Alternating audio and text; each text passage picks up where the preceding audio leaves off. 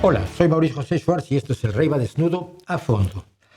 Lo que está ocurriendo en nuestro mundo con una derecha que parece cada vez más envalentonada, al mismo tiempo que seguimos teniendo gente que dice que no, ni de izquierda ni derecha, o la izquierda y la derecha son conceptos ya superados y que generalmente acaban siendo gente de derecha, exige que hablemos con mucha gente que está muy atenta a los acontecimientos de carácter político.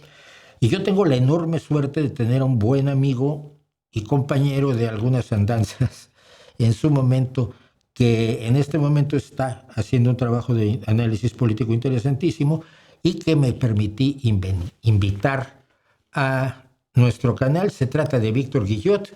Víctor Guillot es consultor político, es analista, colabora en Infolibre, es miembro del Gabinete para Cafeteros de Julio Otero, autor, por cierto, de Cenizas a las cenizas, ensayo que analiza desde una perspectiva política y social la revolución cultural que desempeñó David Bowie a lo largo de su carrera, que como verán, igual que yo, está interesado en arte y en ciencia y en música y en todo lo que se ponga.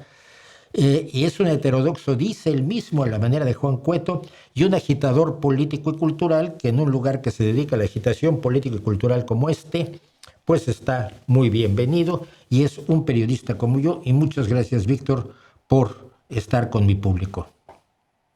No, muchas gracias a ti.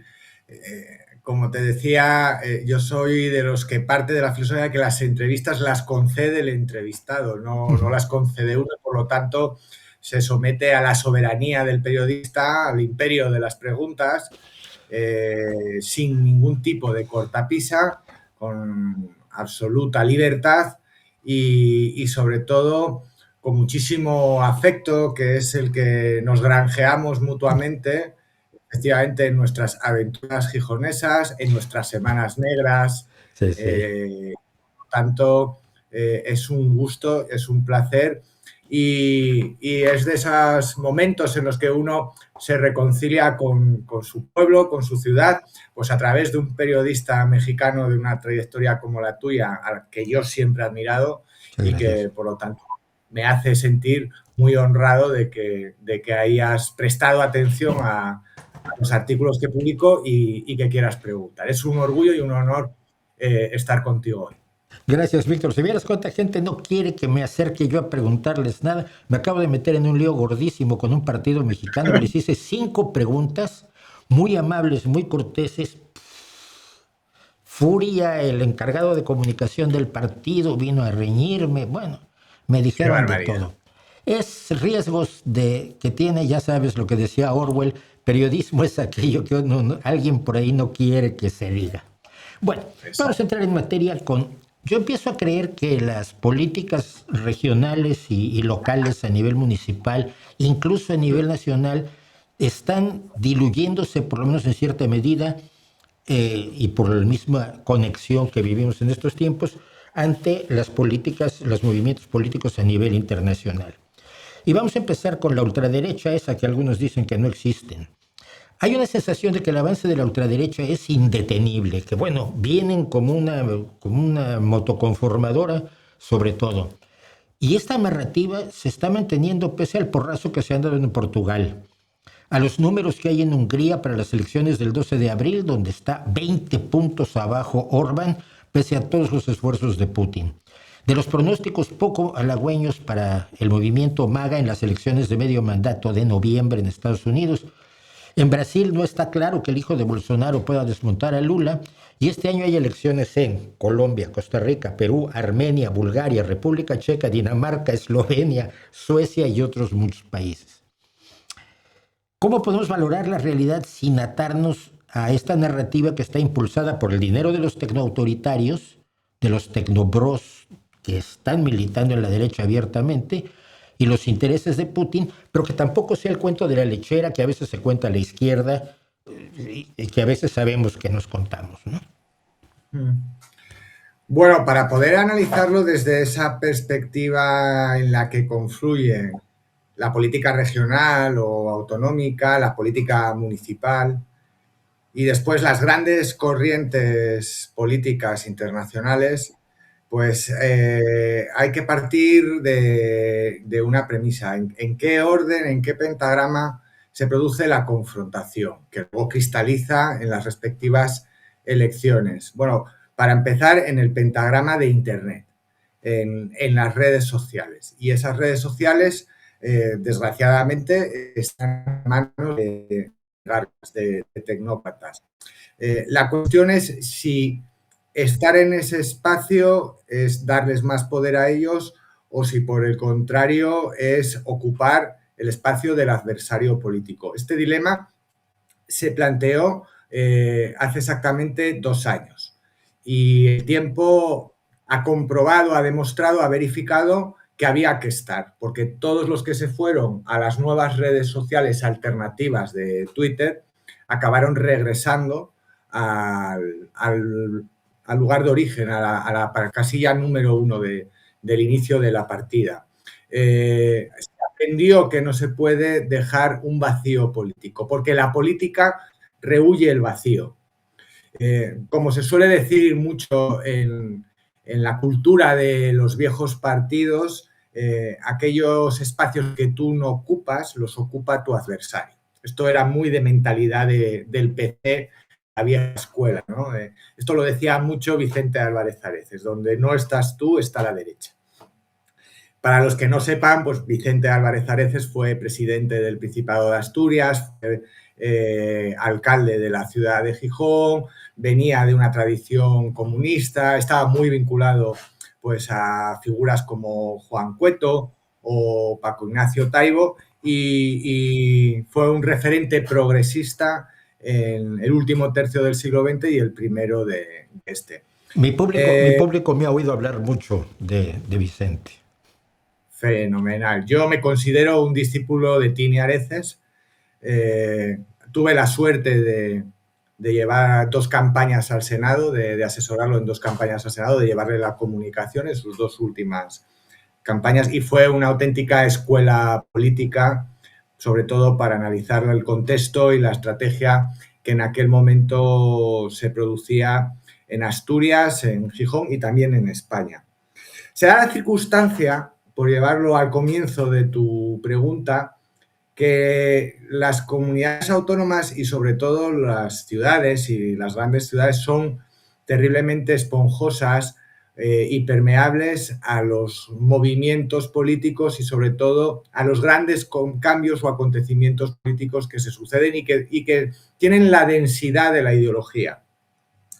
Y es cierto que eso se traduce, y lo estamos viendo ahora, en las elecciones autonómicas, en el ciclo autonómico que improvisadamente Alberto Núñez Feijóo ha provocado, ha inducido casi como un parto para intentar desgastar al máximo la valoración política y la figura de Pedro Sánchez.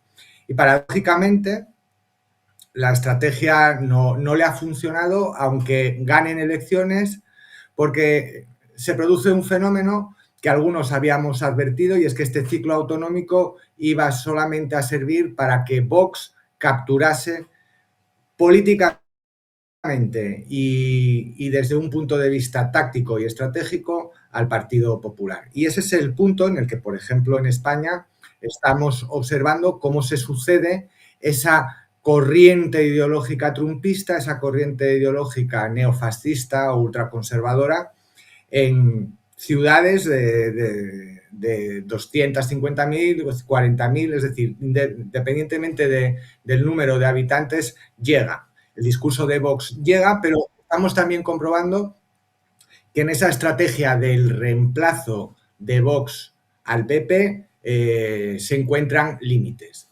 Límites en estos momentos que suelen estar en torno al 20% de los votos. Eso es a lo que aspira 21%, a lo mejor el 22% Vox en Castilla y León. Cerca del 20% ha estado en Aragón, cerca del 20% ha estado en Extremadura. Probablemente esté en el 21% si mañana se celebrasen unas elecciones generales. La pregunta que la izquierda se tiene que plantear es ¿qué debe de hacer para que el Partido Popular y Vox no lleguen a sumar más del 47% de los votos en las próximas generales, porque de esa manera estaríamos hablando de la reedición de un nuevo bloque plurinacional que garantizaría la reelección, la investidura de Pedro Sánchez. Como vemos, en estos momentos en España, pero también en Francia, en Italia, lo acabamos de ver ahora en Portugal, la ingeniería electoral tiene que ser muy tenida en cuenta a la hora de hacer pronósticos. Pero sobre todo, en las grandes estrategias lo que tenemos que tener muy claro es cuáles son los propósitos que movilizan al electorado. Y en España tenemos muy claro que esos propósitos pasan por por el fortalecimiento, la reconfiguración o consolidación de un escudo social. Hay 1 millón de votantes que en estos momentos están ubicados, o mejor dicho, electores que están ubicados en el abstencionismo y que pueden salir perfectamente a votar en el 2027. Incluso con gobiernos, lo que nosotros llamamos del futuro terror, PP-Vox, en diferentes comunidades autónomas. Porque lo que sí ha conseguido la estrategia de la izquierda plurinacional, es separar perfectamente lo que son unas elecciones autonómicas reformuladas, reconvertidas en primarias de la derecha, de lo que son unas elecciones generales que en el caso de que ganara la derecha serían un paso más para dar el gran reemplazo al PP. Es decir, vendría otro partido a sustituir al PP más pronto que tarde. Y lo estamos viendo con el entorpecimiento constante que hace Vox a la constitución de los gobiernos en Extremadura y lo vamos a ver ahora mismo en Aragón. Es muy probable que en Extremadura se vuelvan a repetir elecciones y nos encontremos que en las elecciones de junio de Andalucía coincidan 2 convocatorias electorales y la negociación de 2 gobiernos autonómicos también. Hablando de la sustitución del PP, me pones a pensar si la encabezaría Álvarez, la señora Ida, ¿no? Ayuso, Claro. ya que ella está tratando de rebasar a Vox por la derecha, claramente, ¿no? Lo de la medalla Donald Trump ya. Claro, es muy aguda esta impresión este apunte que haces, porque nosotros de una manera muy heterodoxa hablamos del reemplazo del PP o del reemplazo de Feijóo desde dentro o desde fuera. Es decir, desde fuera el reemplazo sería Abascal y desde dentro el reemplazo lo protagonizaría o lo interpretaría Isabel Díaz Ayuso, que es lo mismo que decir José María Aznar.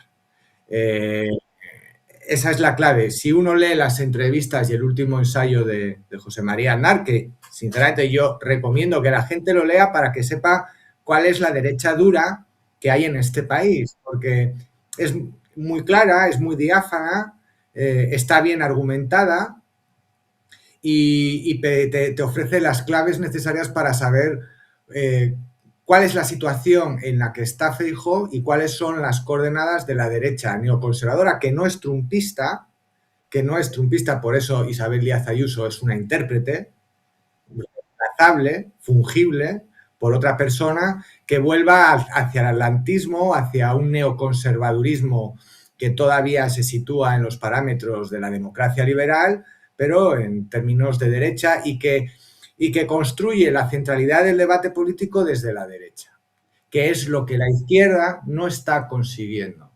Construir centralidad política desde la izquierda. Claro. Tú llamas izquierda multinacional, creo, plurinacional, a la que yo llamo la izquierda menesterosa, la izquierda que estorba, la izquierda que, no teniendo ninguna oportunidad de alcanzar espacios de gobierno, habla como si pudieran, ¿no?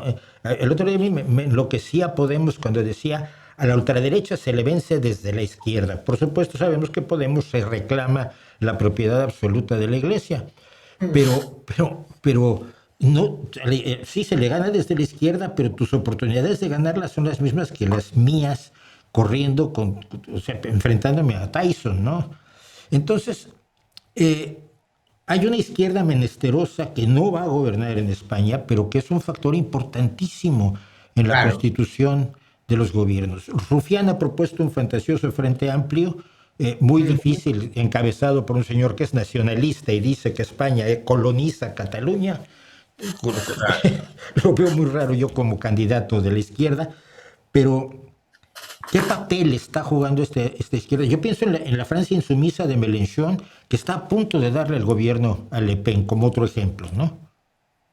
sí. Bueno, a ver, quizá en el caso de Gabriel Rufián o Emilio Delgado, es muy curioso porque esta propuesta la lanzan el pasado 18 de febrero en la sala Galileo Galilei y podrían ser el faimino y cansado de la política. Es decir, esa pareja que lanza la propuesta y después se va, ¿no? Se acabó la función, ustedes váyanse a su casa y nosotros a la nuestra.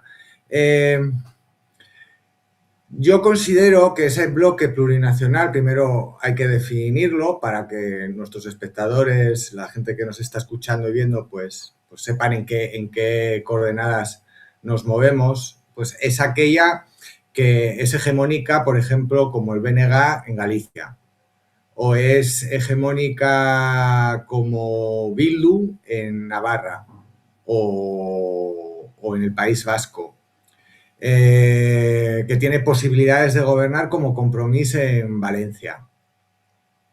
Entonces, esas formaciones políticas tienen un contrato político con sus territorios y además desbordan el espacio político prioritario presentando sus candidaturas al Congreso de los Diputados o al Parlamento. Bien, hay que tener en cuenta esa España plurinacional. Yo me refiero, cuando hablo de España plurinacional, a esa. Y luego está además la izquierda de Más Madrid, que también desde esos parámetros sería España plurinacional. Habría que tener en cuenta a los comunes, que tienen una visión más federal de la política, y habría que tener en cuenta a Izquierda Unida, pero también a comisiones obreras. Quiero decir, el proyecto Sumar, que yo fui muy crítico con él y con Yolanda Díaz, yo titulé cuando era director adjunto del diario Nortes, porque estuve en Magariños viendo cómo se inauguraba ese movimiento, Sumar nace sin... A Sumar le falta rock and roll. Y a Sumar le falta rock and roll significaba que a Sumar le faltaba la partícula Podemos. Aunque ya no fuera motor Podemos, la partícula Podemos estaba ahí. Debería de haber estado ahí. Y el resultado pues fue el que fue, en una conformación de un bloque muy heterogéneo, con intereses muy dispares, pero que de alguna manera logró resistir el reto de repetir un gobierno progresista y de mantenerlo en las condiciones actuales que son muy precarias desde el punto de vista parlamentario, pero que tampoco son definitorias de ese debate que ha implantado lo que yo llamo el PSOE Caoba, que es la necesidad de que Pedro Sánchez entregue el gobierno porque no tiene los apoyos suficientes para legislar, y que si en las próximas elecciones el PSOE queda como segunda fuerza política, deba subordinarse a la primera y abstenerse para evitar que gobierne Vox. Esto es el PSOE. Nosotros llamamos el PSOE Caoba porque de alguna manera representa al viejo PSOE de Felipe González, al PSOE de Javier Fernández, que era el PSOE de la gestora, y que históricamente se ha demostrado, y esto lo hablo en términos históricos, que fue una fórmula equivocada. Y yo estuve incluso en esas posiciones, me acuerdo de Tini Areces, que era jefe del Senado, y sería muy deshonesto por mi parte decir ahora que aquello no tenía ningún sentido, porque yo estaba en esas posiciones que eran las posiciones de Eduardo Madina. Además, bueno, hay que reconocer que estábamos equivocados y que se ha legislado, el país ha progresado desde el 2018-19 en adelante, ha sabido dar respuestas a situaciones de crisis muy complicadas, que en el caso de que las hubiera gestionado la derecha, pues probablemente no estaríamos tú y yo hoy aquí hablando ni analizando si la izquierda tiene futuro en España o no la tiene. Directamente estaría muerta, desaparecida completamente en combate. Entonces, esa España plurinacional sí es necesaria y además funciona como un estabilizador democrático del Partido Socialista. Lo que sucede es que este bloque plurinacional en ocasiones no es capaz de construir propuestas que ocupen la centralidad del debate, que no es lo mismo que decir que tienen que hacer propuestas centristas. Entre otras cosas porque yo parto de la premisa de que el centro no existe. Una imagen que alguien se montó en su cabeza, que funcionó en la época de Ciudadanos y que obviamente fracasó. Y fracasó, entre otros motivos, porque hay una serie de contradicciones, de trampas, en realidad, que el electorado enseguida lo iba a castigar y así sucedió. Sí, murieron de manera fulminante. Es decir, hacer políticas hacia el centro es un error. Ocupar la centralidad del debate con la... UPyD ¿Cómo, también perdón? lo intentó. UPyD también lo intentó. Claro, claro. Entonces, lo que sí tiene que hacer la izquierda es convertir el debate de la vivienda en un debate central, que movilice al electorado. Y quien dice la vivienda, pues dice, como yo adelanté este verano en un programa de televisión, que era necesario regularizar a 500.000 inmigrantes, como lo había hecho Felipe González, como lo había hecho José María Aznar, como lo había hecho incluso Suárez, y que Zapatero, y lo que no tenía sentido era que el hombre que había tumbado en una moción de censura a Mariano Rajoy acabara homologado a Mariano Rajoy en política migratoria.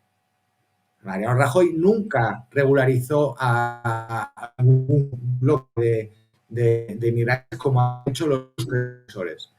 Efectivamente, que ha demostrado la regularización que el gobierno, el bloque de la izquierda plurinacional, ganan ese tipo de debates.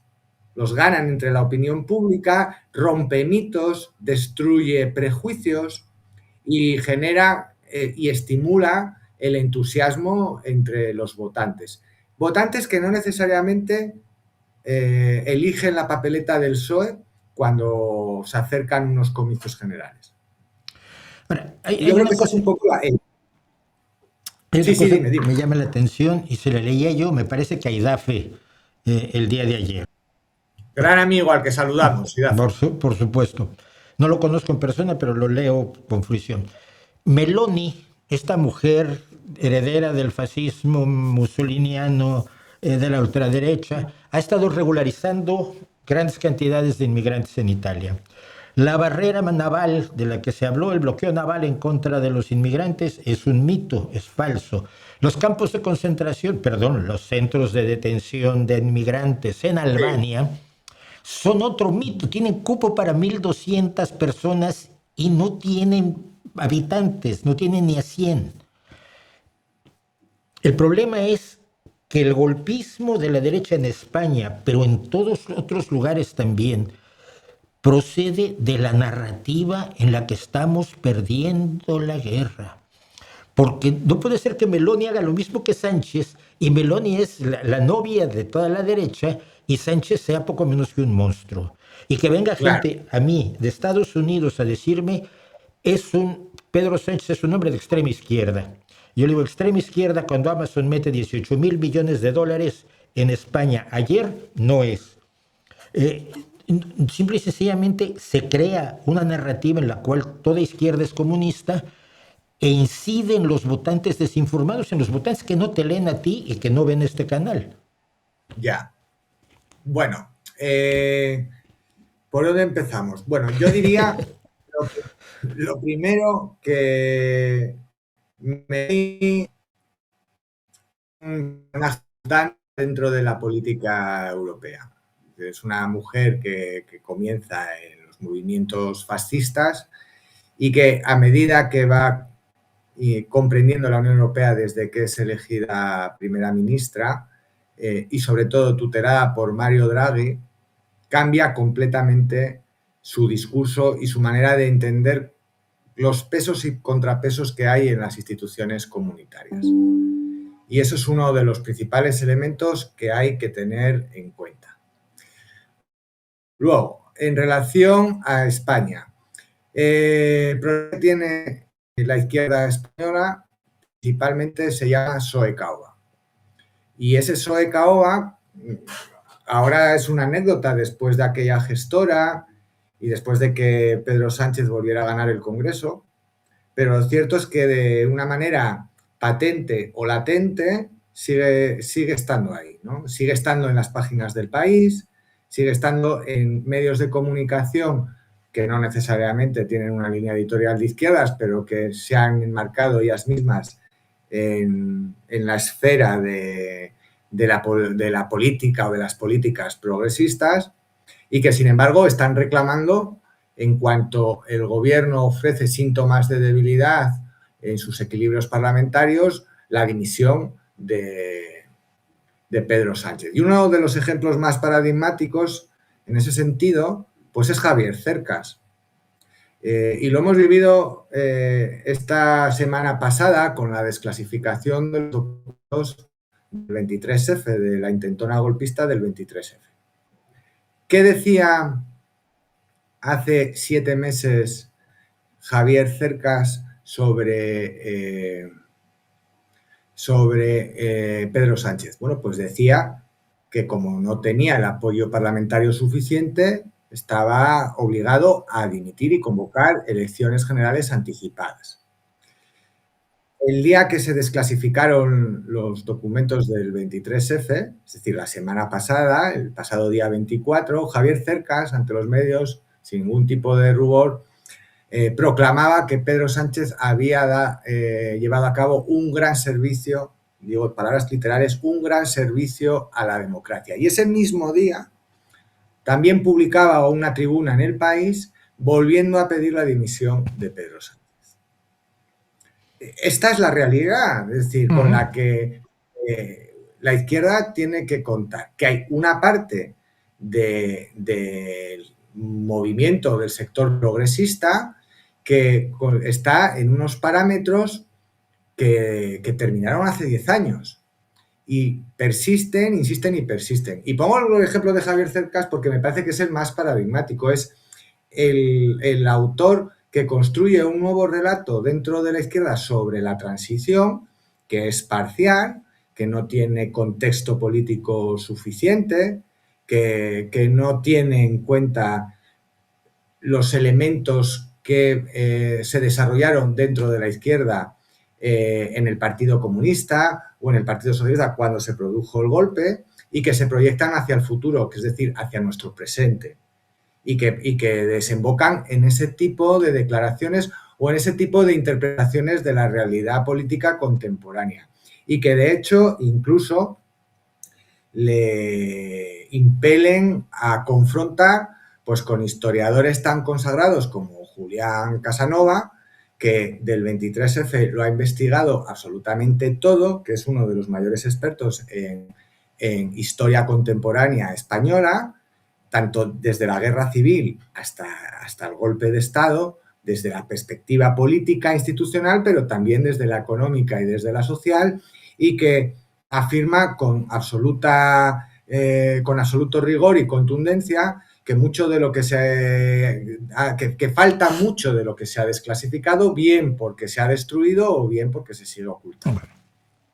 Y sí, yo he oído, esa es la base de toda teoría de la conspiración, es agregar en la partícula en realidad. Entonces, ¿cómo sabemos que se han desclasificado todos los documentos en realidad? ¿Qué fue lo que ocurrió en realidad? ¿Por qué no nos cuentan la verdad realmente? E independientemente de que pueda haber dudas legítimas o no, esta duda ilegítima que introducen estas partículas propias de la conspiranoia hacen muchísimo daño nuevamente entre la gente cuyos niveles de información son limitados, que ni siquiera son Twitter y que son quienes más me preocupan a mí. Sí, estoy completamente de acuerdo con ese análisis. De hecho, Pedro Ballín, en Bolivia, esta semana precisamente ha escrito un artículo que yo recomiendo a todo el mundo que lo lea porque es brillante y excepcional sobre, en el fondo, el pozo que hay en el café del 23F, ¿no? Y ese pozo es que el golpe en realidad lo dimos todos. Es decir, había un contexto tal que propiciaba que determinados sectores de la Guardia Civil y del Ejército, pero también de la sociedad civil, banqueros y demás, pues tuviesen vía libre para poder cargarse a Adolfo Suárez, al mismo tiempo de que una parte del poder político ya daba por finiquitada la tarea que había desarrollado Suárez y que, por lo tanto, había que ofrecer un relevo que no era el Partido Socialista en ese momento. Yo estoy de acuerdo con todo eso, pero a lo que voy en esa confrontación solapada, soterrada que hay entre los historiadores de la izquierda, cuidado, historiadores de la izquierda, historiadores radicalmente demócratas, que se han guiado a lo largo de su obra sobre criterios científicos, han soltado las alarmas. Mientras que el narrador de la no fiction novel española, Javier Cercas, afirma con total contundencia que ya se ha publicado todo sobre el 23F, que pasemos página y demás. Es decir, hay dos relatos absolutamente confrontados en el seno de la izquierda. Uno que tiene una visión conservadora y otro que tiene una visión clarificadora, que no se siente satisfecha con lo que la semana pasada pudo leer de todos los documentos que se clasificaron, independientemente de que la posición de uno o la posición de otro propicien o no discursos conspiranoicos. Que yo creo que además los conspiranoicos de la derecha en estos momentos no están en el 23F, están en otras conspiraciones mucho más intensas y mucho más reales. Digamos que esto es café para cafeteros de la política nacional, pero yo sí lo destaco porque me parece que en el fondo esta reyerta entre narradores, periodistas, periodistas e historiadores sociales, explica muy bien esa disyuntiva que hay entre el PSOE-Caoba, entre esa izquierda oficialista, institucional, conservadora, y una izquierda radicalmente progresista y radicalmente demócrata. Y que también existe dentro del PSOE.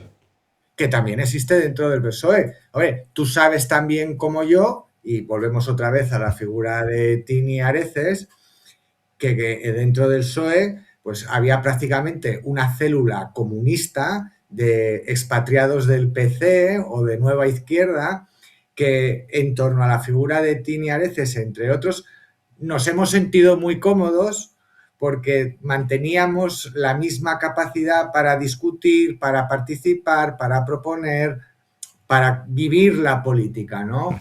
En esos términos, sin que se produjera una quiebra mental como diciendo, madre mía, ¿dónde me he metido? ¿No? Cuando esas transferencias de un sitio a otro se producen con absoluta naturalidad, es porque hay algo dentro de ese nuevo orden, que en este caso era el Partido Socialista, que lo permitía y lo fomentaba. Claro. Yo voy a hacerte un paréntesis porque yo les llamaba siempre los retornados. Porque aquí tengo precisamente la frase de los ríos de libertad para ser libres, que es el origen del enfrentamiento con Lenin y es el origen de que una parte del Partido Socialista se vaya a ser el Partido Comunista en 1921, ¿no? Entonces, bueno, son los retornados los que decían que un socialdemócrata es un marxista que se ha reconciliado con la realidad. Bueno, era muy fácil sentirse cómodo en el Partido Socialista porque yo siempre consideré que era el partido más marxista-leninista de todos los partidos que ha habido en la izquierda de este país y en particular en el caso de Gijón, es decir, que la disciplina de partido ha funcionado de una manera muy eficaz, el centralismo democrático estaba perfectamente engrasado y por lo tanto no había mucho contraste entre lo que uno había vivido en experiencias políticas anteriores y su aterrizaje en el Partido Socialista. Hoy es otra cosa, hoy es todo lo contrario, es decir, la podemización en el 2018-2017 del Partido Socialista que fue lo que propició la gestora en realidad, fue de alguna manera un paso hasta cierto punto necesario para el contexto político que se avecinaba, donde era necesario tomar decisiones rápidas en momentos de emergencia política. Es decir, nos olvidamos de que hubo una pandemia, de que después hubo otra pequeña crisis económica con la subida de la inflación, que después llegó una guerra en Ucrania, que estalló un volcán y más cosas, ¿no? Es decir, no me imagino convocando a comités federales cada 3 meses diciéndole al secretario general del partido qué es lo que tiene que hacer, y menos con determinados sectores del Partido Socialista. Tocas uno de los puntos que más me interesa y es la capacidad de supervivencia de Pedro Sánchez. Yo lo he dicho siempre en este Sí, canal, yo no fui sanchista, pero defiendo la gestión de Pedro Sánchez porque no es solo la gestión de Pedro Sánchez, sino es la gestión del Partido Socialista y nunca he ocultado mi militancia en el PSOE, mi militancia orgullosa en el PSOE. Pero la supervivencia de Pedro Sánchez en este momento es un factor que también trasciende y desborda España. La proyección que ha logrado tener a nivel europeo Sánchez hace que lo que ocurra en España de aquí a unas hipotéticas elecciones en 2027, lo que ocurre en España tiene un reflejo y un efecto en Europa. Y ahora por algunas cosas que me llegan a mí con tuiteros de maga muy enojados, pues también impacta en Estados Unidos. Entonces, esta supervivencia maravillosa de la que ha sido capaz Pedro Sánchez, de pronto se vuelve importante, ya sea que su futuro, y si quieres entrar por aquí luego, sigues, sí. ya sea que su futuro esté en España o esté en las instituciones europeas. Bueno, el futuro de Pedro Sánchez de momento está en España y probablemente esté hasta el año 2031-32. Eh, eh, y esto me consta en principio que es así. Yo he sido el primer periodista, porque tenía fuentes muy buenas, que defendió, que se mojó y dijo que iba a haber una legislatura larga. Y he sido el primero que ha dicho que Feijóo no llega a las elecciones del 2027. Recuerdo hace 2 años que me tomaban por loco y hoy veo que mayoritariamente la cofradía de los periodistas políticos y parlamentarios dudan de que la continuidad de Feijóo, hasta el punto de que la discusión ya no es si estará o no estará, sino cuándo se irá. Ya estamos discutiendo si se irá, si se irá o lo echarán después de las elecciones de Castilla y León, si será después de las elecciones andaluzas, y en qué momento Isabel Díaz Ayuso propiciará una convención nacional para que sea proclamada nueva presidenta del Partido Popular. Bueno, de hecho, parte de la estrategia que Miguel Ángel Rodríguez ha construido en ese reto para convertir a Isabel Ayuso en Juana de Arco es que Pedro Sánchez sea el primer presidente en ir a la cárcel y Isabel Díaz Ayuso sea la primera presidenta en ocupar la Moncloa. Y esto, que suena muy hiperbólico, está en la mente de algunos asesores de Isabel Díaz Ayuso, de Miguel Ángel Rodríguez y de José María Aznar. José María Aznar ya es la segunda o la tercera vez que insinúa que Pedro Sánchez debería estar en la cárcel. Y la gente toma nota de esas cosas. Y, sin embargo, pues la fuerza política de Pedro Sánchez es cierto que trasciende más allá de lo que sucede en el Madrid DF, de lo que sucede en España, y no solamente es recibido como un estabilizador de la derecha en Europa, como un contrapeso fundamental, sino que empieza a resultar una figura relevante en la política internacional de orden global. Es decir, en Estados Unidos la figura de Pedro Sánchez cobra relieve y es normal que cobre relieve. Acabamos de ver a Susan Sarandon recibir un Goya de honor este sábado, afirmando que Pedro Sánchez es el único hombre que actúa de manera responsable y racional y que se siente de alguna manera acompañada cuando escucha al presidente de España.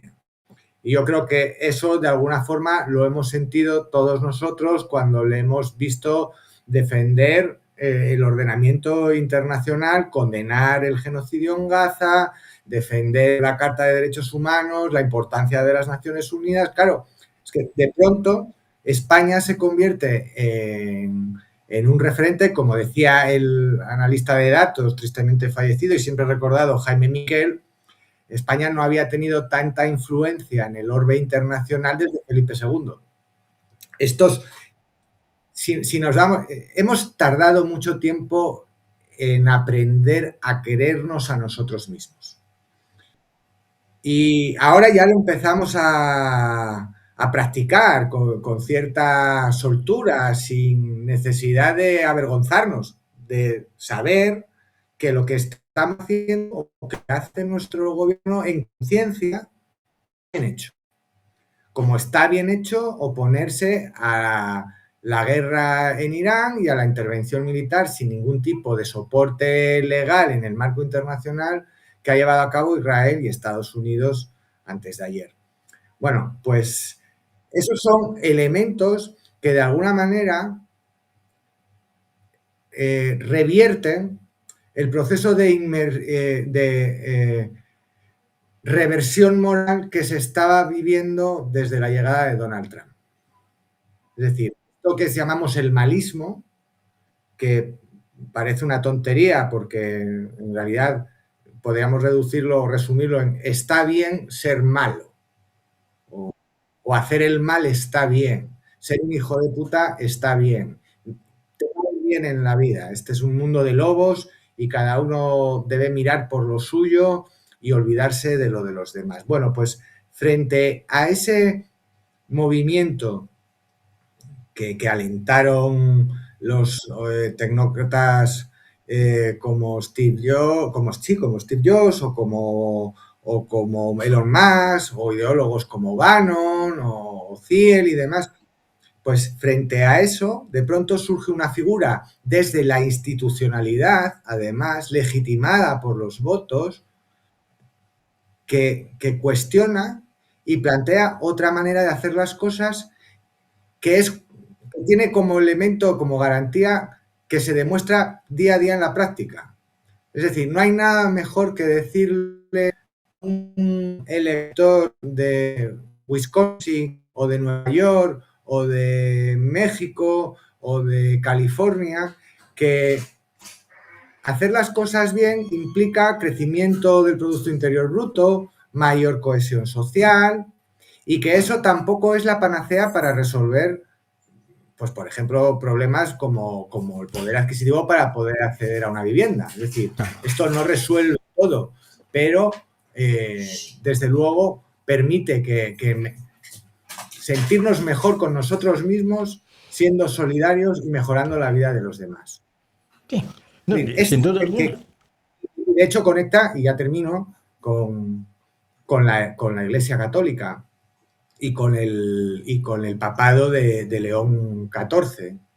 Es decir, quiero decir esto porque, bueno, no es casual que vaya a hacer una visita a España, vaya a visitar, me parece que Madrid, Barcelona y las Islas Canarias, porque es que la última exhortación apostólica de León XIV, Dilexit Te, pues coincide prácticamente con las bases políticas y morales de este gobierno.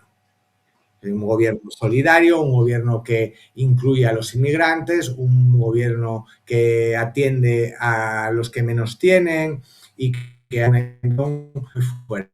Dicho todo esto, falta introducir un elemento realista y crudo, como los que de Robert Kaplan en sus ensayos. Es decir, todo esto en gran medida se ha financiado porque hubo unos fondos europeos de recuperación y de resiliencia. Miles de millones. Han chorreado con euros y millones y miles de millones de euros a España durante prácticamente 7 años. No es casual que al término de esos fondos España por primera vez va a crear un fondo soberano. Un fondo soberano que ahora voy a hablar de memoria y a lo mejor hay que corregirlo, pero será en torno a 25.000 millones de euros. Una barbaridad. Es decir, España se va a convertir en un elemento sobre el que invertir, en el que las empresas privadas van a invertir. ¿Por qué? Porque va a necesitar muchísimo dinero para continuar haciendo los progresos que hasta ahora ha desarrollado, pero sin el sostenimiento de Europa. Y eso va a ser el gran reto político y legislativo al que se va a tener que enfrentar a partir de 2027 si logra que la extrema derecha y el PP no superen la cota del 47% de los votos. Sí, y ahí está el problema, porque sigo sintiendo que uno de los problemas clave está en las narrativas que hay. Alguien me preguntaba ayer en Twitter, yo sigo en Twitter porque yo creo que la pelea hay que darla donde está el enemigo, ¿no?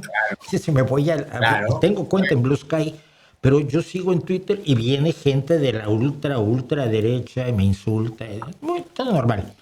Pero uno me preguntaba, oye, ¿es cierto que el IBEX ha más que duplicado su valor durante el mandato de Pedro Sánchez, los mandatos de Pedro Sánchez? Digo, sí, mira, de 800 puntos ha roto la barrera de los 1.800 puntos. Sí, bueno, entonces, ¿por qué están financiando a Vox? Digo, a mí no me preguntes.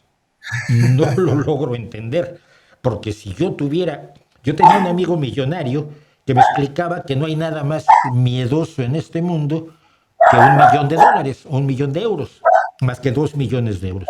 Pero si yo tuviera millones en España, yo estaría con una bandera de Pedro Sánchez, ¿no? Me está haciendo ganar dinero, me está generando inversión, me está generando riqueza, está trayendo a Amazon, a Costco, está haciendo cosas que benefician a la gente.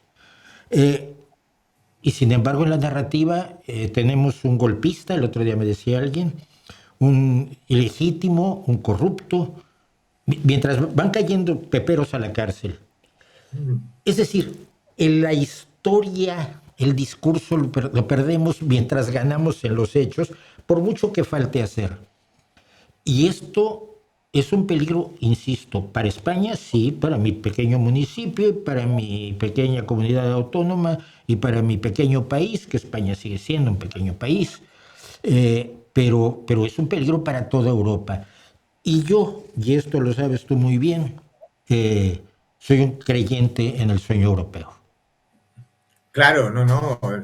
Europa nos ha salvado literalmente en estos 10 años y sobre todo después de la pandemia. Pero creo que nosotros también hemos salvado a Europa. Es decir, fue Yolanda Díaz la que puso en práctica una herramienta que ya existía en el ordenamiento jurídico, que eran los ERTES. Los ERTES en el resto de los países miembros de la Unión Europea era una medida laboral absolutamente desconocida y que sirvió para exportarla a otros países. Y eso, obviamente, pasa desapercibido, pero es una de las aportaciones. La excepción ibérica, la necesidad de reformular los mecanismos para determinar el precio de la electricidad, al final se han extendido al resto de los países de la Unión Europea. La necesidad de establecer una deuda mancomunada y la necesidad forzosa, aunque son absolutamente renuentes países como Alemania, por razones obvias, de que existan bonos europeos para poder desarrollar una fiscalidad común, para poder reasentar las bases de una Unión Europea más federal, más integrada, parten sobre todo de países como España y con el proyecto socialista que encabeza Pedro Sánchez. Esas son las grandes aportaciones a Europa, más allá de las morales en el marco del papel que debe jugar la Unión Europea en los conflictos armados, en las guerras y en los genocidios, que también, pero yendo hacia los elementos más sólidos y más importantes, es decir, la necesidad de apostar por una Europa que en el siglo XXI tenga más pilares que refuercen su unidad y que a medio y largo plazo permitirán que sea un papel, un sujeto político relevante en el orden internacional que se está volviendo a reconfigurar. Pero claro, ese es el gran dilema que ha tenido la Unión Europea en los últimos 30 años. Tú te acordarás muy bien del debate político que se suscitó con la famosa Constitución Europea en el año 2000 y que al final derivó en un tratado, que era el Tratado de Lisboa, que básicamente venía a cerrar el proceso de la integración. ¿Por qué? Pues porque la Europa inmediatamente posterior a la disolución de la antigua Yugoslavia creyó que era más conveniente que crecieran los mercados europeos, que se ampliara el mercado europeo integrando a nuevas repúblicas de Europa, propiciando una mayor integración política de las estructuras económicas, pero también políticas de los estados convergiendo en esa Unión Europea. Es decir, una política fiscal, una política de defensa común y una política de exterior común. Y eso se quedó paralizado y seguimos exactamente igual. Afortunadamente se ha conseguido modificar las mayorías en el Consejo Europeo. Ya no es necesario para tomar determinadas decisiones que exista la unanimidad. Ahora basta con que haya una mayoría de 3/5. Pero ha tenido que pasar una guerra en Ucrania para modificar esa correlación de fuerzas y sobre todo ha tenido que pasar que un Estado como Hungría actúe como un alfil de Vladimir Putin en el seno de la Unión Europea. Entonces, tenemos un constructo político con un demos disgregado, con una serie de políticas económicas convergentes y otras como la política exterior o la política de rearme totalmente divergentes o centrífugas que bloquean cualquier posibilidad de canalizar una política coherente con la defensa de los derechos humanos, con la Carta de las Naciones Unidas y con un orden internacional basado en reglas pacíficas y no en intervenciones militares como la que acabamos de ver hace 2 días. Y en todos esos elementos, que un país como España crezca al 2,9%, con unas previsiones para el 2026 del 2,3%, cuando Italia mataría por el crecimiento del Producto Interior Bruto en España, cuando Francia está en un 0,9% de crecimiento y Alemania está siempre al borde de la recesión, pues obviamente genera una preocupación en el movimiento de la extrema derecha y una polarización que debe ser analizada con naturalidad, que no debe de sorprendernos. Es decir, en realidad están acojonados porque saben que se está construyendo una alternativa a todo eso. Y las últimas elecciones, y con esto termino, las últimas elecciones europeas, cuando todo el mundo auguraba que la extrema derecha iba a arrasar en el Parlamento Europeo, lo único que se vio fue que el eje izquierda-derecha se había movido un poco más a la derecha, pero las mayorías en el Parlamento Europeo siguen fraguándose entre socialistas, liberales y democristianos. Así es.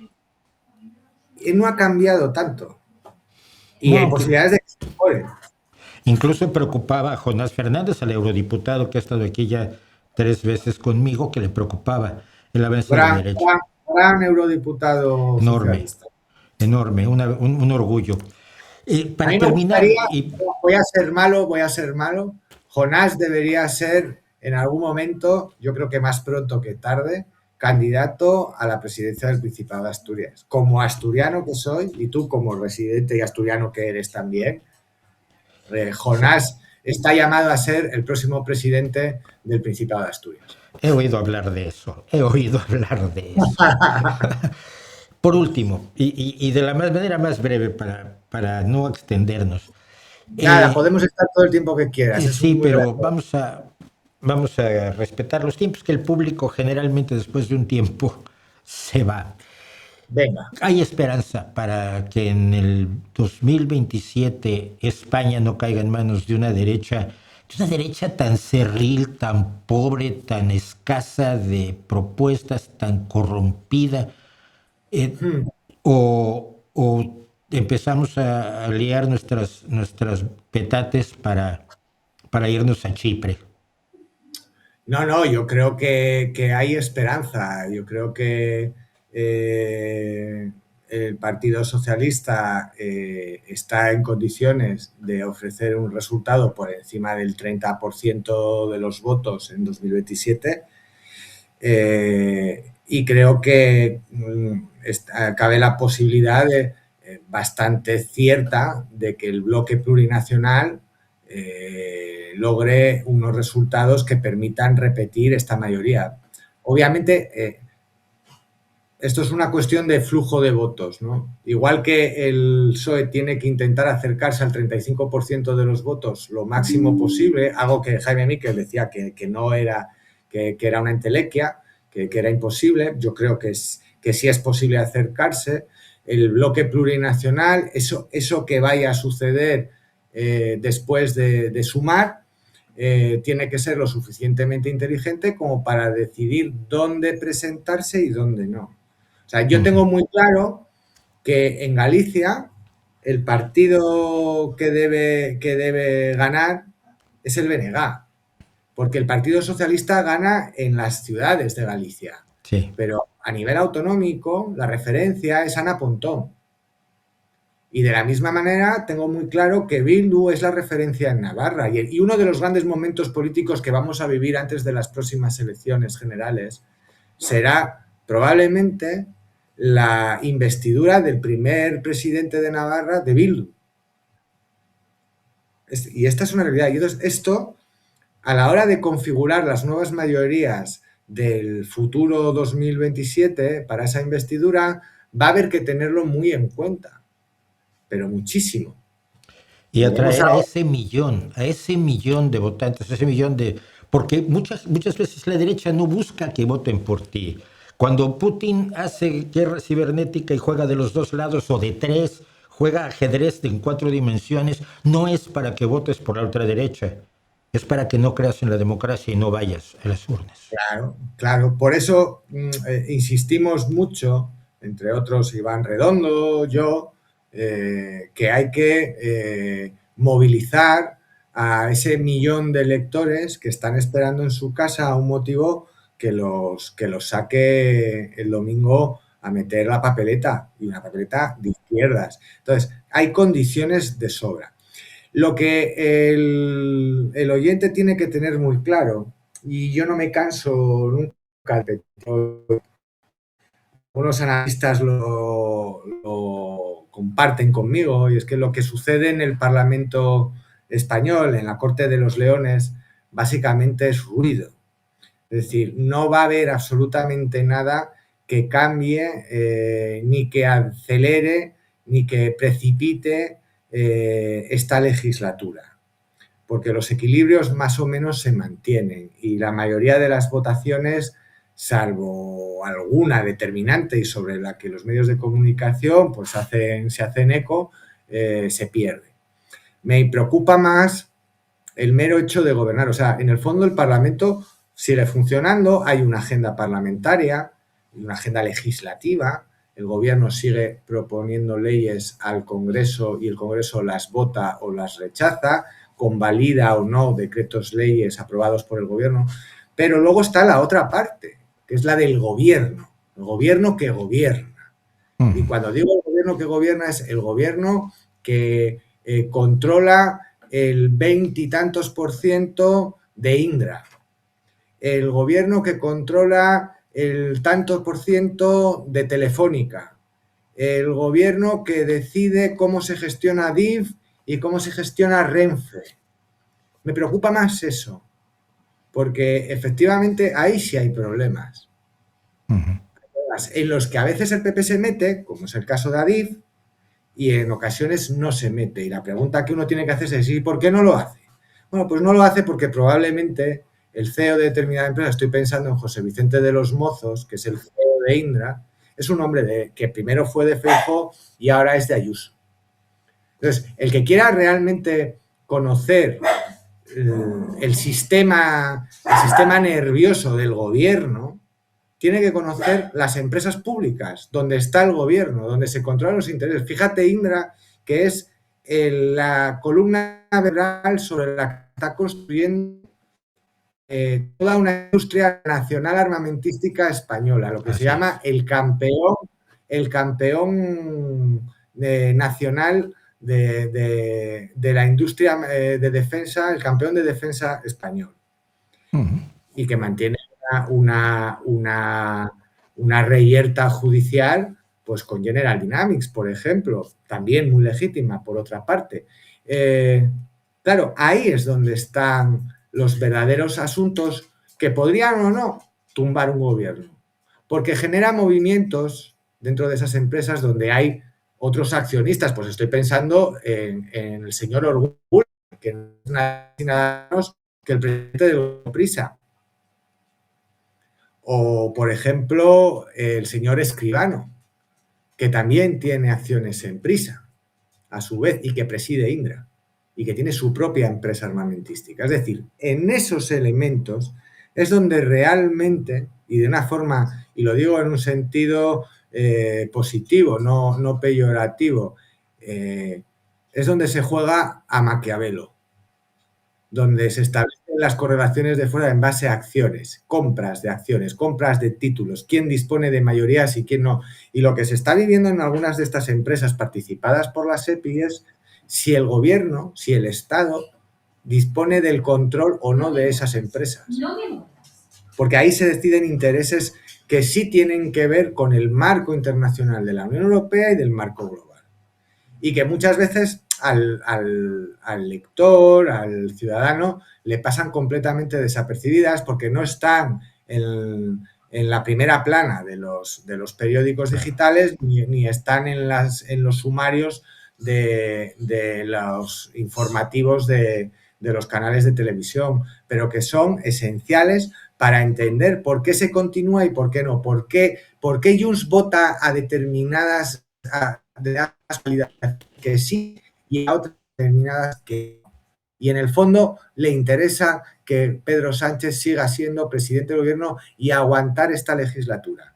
Por muchos motivos, por supuesto. Junts, desde luego, ahora mismo, si mañana le dicen que se van a elecciones, le da un ataque cardíaco porque saben que la hostia electoral que se llevan no la levantan en dos legislaturas. Más aún con Alianza Catalana respirándoles en el cogote. Y ese es el mensaje que yo transmitiría a los oyentes y a los espectadores del canal. Es decir, tranquilidad por todo lo que escuchen y vean en el Congreso. Forma parte de un juego escénico. Gran parte de ello tiene que ver con la distracción. Otra tiene que ver con las estrategias de los discursos políticos de cada partido. Porque se juegan cosas muy distintas. Lo que se juega el PSOE no es lo mismo que lo que se está jugando el PP. Es mucho peor lo que se está jugando el PP porque el PP se juega el reemplazo. El PSOE, una derrota electoral que lo lleva directamente a la oposición. Pero el PP, y en el caso de Feijóo, mucho más desde el punto de vista vital, existencial. Lo verdaderamente interesante es lo otro. Cuando hablamos de gobernar, que la gente piense, ¿qué es lo que gobierna? Gobierna las delegaciones de gobierno, gobierna las empresas de la SEPI, maneja en exclusiva la política exterior, una industria de la energía, una industria militar, Esos son los sectores estratégicos donde el gobierno tiene plena estabilidad. Y aún así hay una confrontación. Tú fíjate, con Indra hay una guerra judicial. Con Galán e Iberdrola, después del apagón, hay otra guerra judicial con Red Eléctrica, empresa española. Tenemos el problema de Adif y de Renfe. Y podemos seguir con algunas otras empresas. Ahí es donde se construye realmente la estabilidad de un gobierno, no de la legislatura. La legislatura continuará hasta el 2027 porque los equilibrios están ahí. Porque a Esquerra Republicana ni a Junts les interesa que gobierne alguien que intentó meterlos en la cárcel, y eso lo entiende todo el mundo. Eso sí lo entiende todo el mundo. Y nada, pues espero no haberte aburrido y haber Hombre, sido claro. Y ha sido un gustazo, Mauricio, ha sido un auténtico placer y llámame cuando quieras porque estaré a tu disposición encantadísimo. muy bien, te lo voy a tomar la palabra porque sí hay muchas cosas de las que ir hablando, sobre todo cuando se acerquen las elecciones. Muchísimas gracias, Víctor. Muchas Hasta la gracias. próxima. Un gustazo. Hasta la próxima. Cuando le cuenten a usted las historias de la derecha, cuando le cuenten a usted los horrores de la izquierda, de la socialdemocracia, del PSOE español, deténgase un momento a pensar en los intereses de quien cuenta las historias. Deténgase un momento a buscar el dato más que el relato. Deténgase un momento a buscar la realidad detrás de las palabras, porque allí es donde puede encontrar una forma, quizás no la mía, quizás no la de mi querido Víctor Guillot, de analizar la realidad, pero una mucho más legítima que la que se limita única y exclusivamente a escuchar lo que los medios que pagan las personas que tienen ciertos intereses políticos le cuentan a usted día tras día, porque probablemente no tienen los intereses de usted en mente. ¿No cree usted?